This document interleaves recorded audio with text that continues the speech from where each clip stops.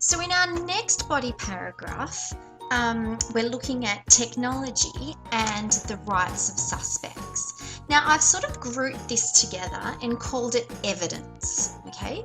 So in this paragraph, we want to be able to draw out that, again, the evidence needs to be gathered and interpreted carefully in order to balance the rights of victims, suspects, and society.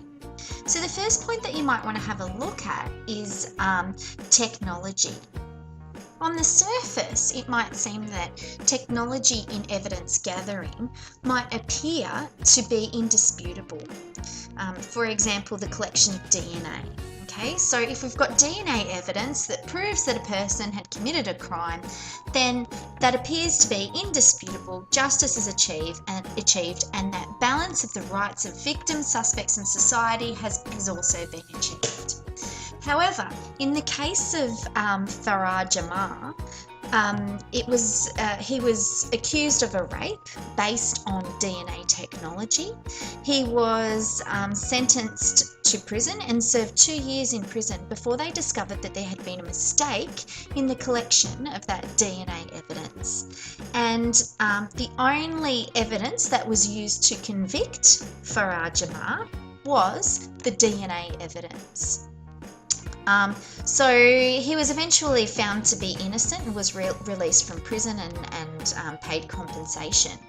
But it goes to show that if we just use technology, or if we just use DNA evidence, for example, in order to convict a person without any other evidence to support that, then that balance is lost between the rights of victims, suspects, and society.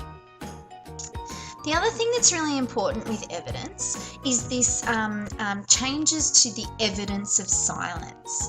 So it's often assumed that, you have the right to remain silent.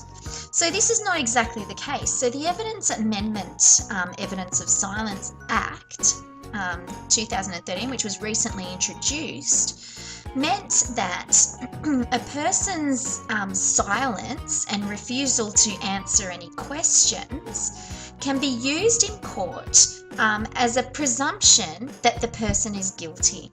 So again, with this amendment to the Act, this presumption of innocence has been diminished and the burden of proof has shifted to the suspect.